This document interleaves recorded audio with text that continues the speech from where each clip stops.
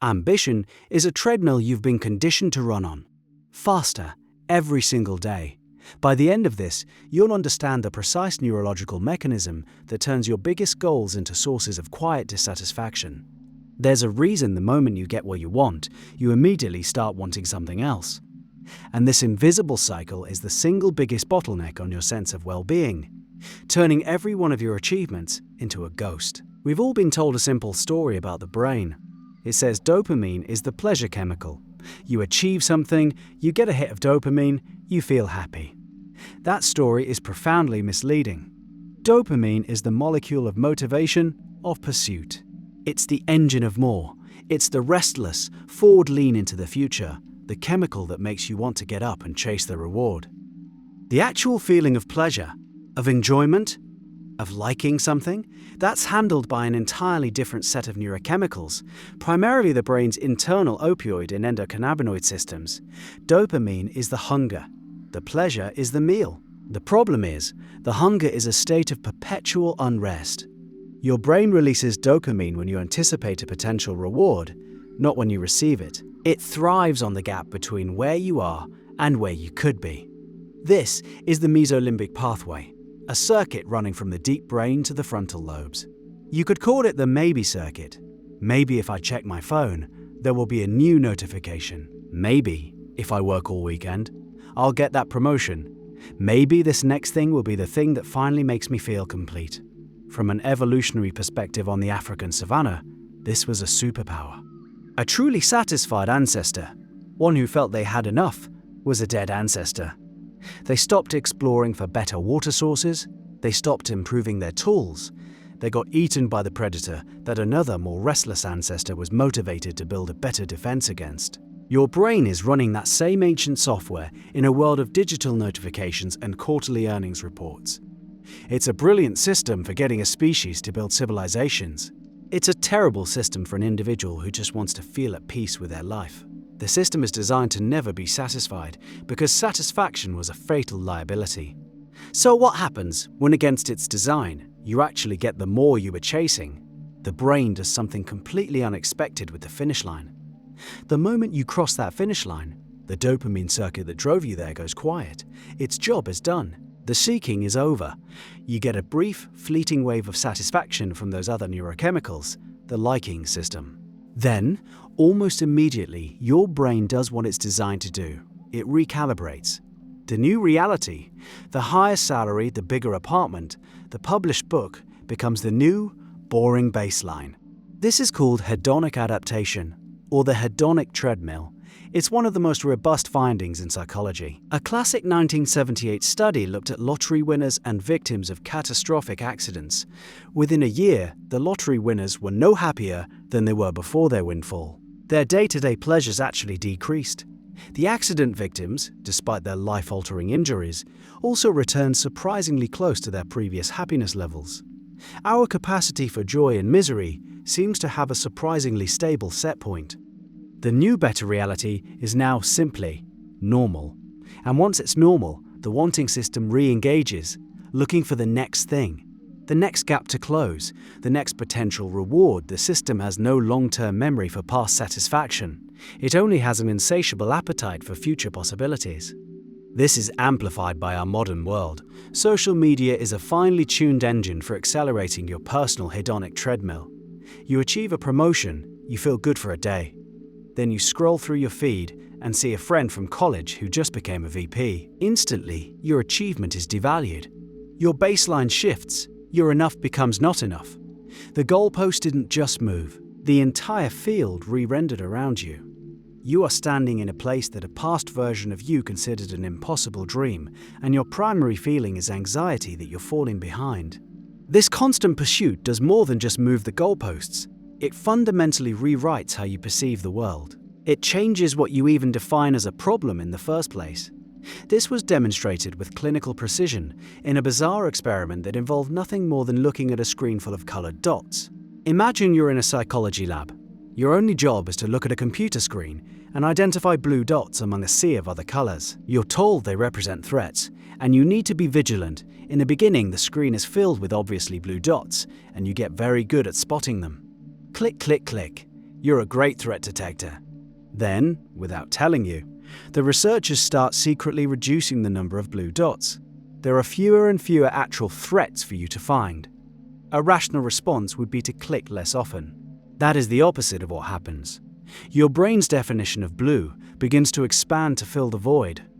You start identifying purple dots as blue, dots that are a shade of indigo, dots you previously ignored now seem obviously urgently blue. Your brain needs to keep finding threats, so it broadens its definition of threat.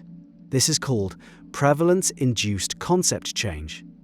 When a real problem becomes rare, we redefine what we consider a problem, so we can keep finding it. We have a problem-seeking circuit, and it demands to be fed. Now apply this to your own ambitious life. As you become more successful, you eliminate your big existential problems. You have a roof over your head. You know where your next meal is coming from. The blue dots of genuine crisis are mostly gone. So what does your brain do? It expands the definition of problem to maintain its vigilance. A typo in an important email becomes a source of obsessive rumination. A co-worker's slightly off-tone comment consumes your afternoon. Your perfectly good life feels like it's riddled with flaws because your brain is now labeling purple inconveniences as blue crises. This is the mechanism behind first-world problems. It's why your life can be objectively demonstrably better in every single metric than it was 5 years ago, yet you feel just as stressed, if not more so. Critics might argue this is just continuous improvement, a drive for excellence. The difference is subtle but crucial. Continuous improvement is a conscious choice to raise your standards. Prevalence-induced concept change is an unconscious expansion of your anxieties. One feels like growth, the other feels like a curse. This system is a survival mechanism that has run wild in a world of relative safety and abundance. It creates a constant low-grade hum of anxiety, a feeling that something is always wrong. It's exhausting, but there is a way to quiet that hum. It comes from a 2,000-year-old operating system for the mind that diagnosed this neurological bug long before we had the tools to see it. The Stoic philosophers of ancient Greece and Rome were masters of this internal machinery. They understood that our suffering comes from our reactions, from our endless chase for more. They developed practical, programmable tools to short-circuit this process. One of the most powerful is what we now call negative visualization, or premeditatio malorum. This is not pessimism. It's a strategic, controlled demolition of your own hedonic adaptation. For 5 minutes each morning, you don't count your blessings. You visualize them being taken away. You walk through your day in your mind's eye. But with everything gone wrong, you vividly imagine getting the call that you've been laid off. You picture your laptop with your life's work on it refusing to turn on. You imagine a loved one getting sick. You sit with the genuine feeling of loss and fear for a moment. Then, you open your eyes and return to your actual reality, where your job is secure, your laptop works, and your loved ones are safe. What have you done? You've hacked the system. By mentally losing everything, you get to experience the profound joy of getting it all back. Instantly, the car you take for granted becomes a miracle of personal freedom. The partner whose quirks annoy you becomes a cherished companion. You've resensitized yourself to the good that already exists in your life by simulating its absence. You've jumped off the treadmill and remembered what it feels like to stand on solid ground. This works in concert with another core Stoic idea, the dichotomy of control. You draw a sharp line in your mind, dividing the world into two categories: things you can control and things you absolutely cannot. You can control your effort, your choices, your response to events. You cannot control the final outcome, the stock market, the weather, or what other people think of you. The ambitious person, trapped on the treadmill, lashes their identity and happiness to outcomes they don't control. This is a recipe for perpetual anxiety. The Stoic reroutes their ambition entirely toward the process. Their goal is to be the kind of person who acts with virtue and excellence regardless of the outcome. A project fails. The process-focused person asks, did I give my best effort? Did I learn from my mistakes? Did I act with integrity?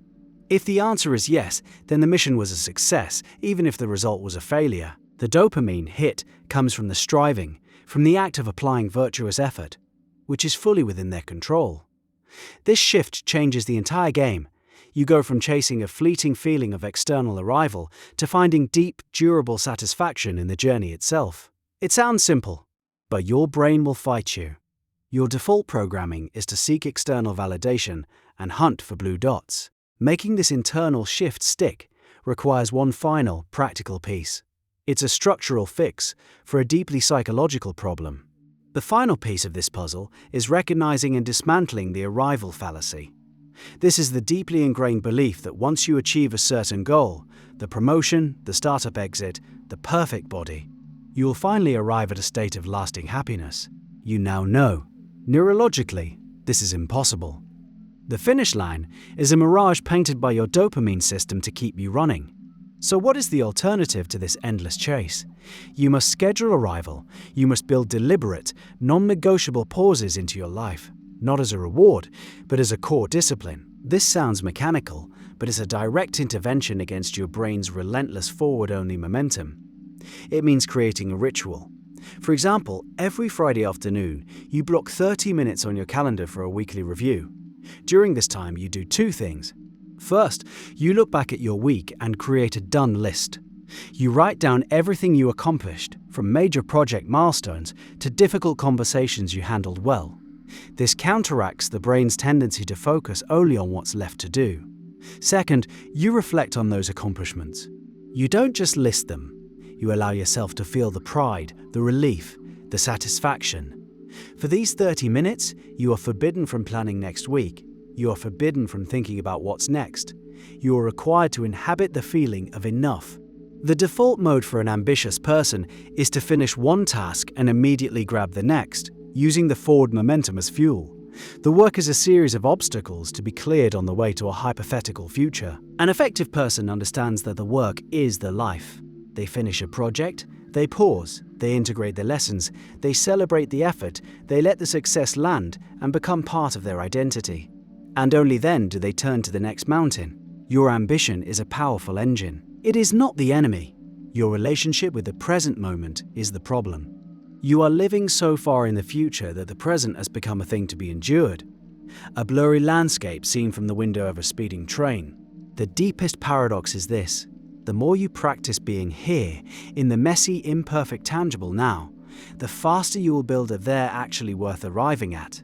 This explains why the advice to find your passion is so often a trap. The brain gets a more durable reward from the process of building competence than from the fleeting excitement of following a pre-existing interest, which is a different kind of uncomfortable.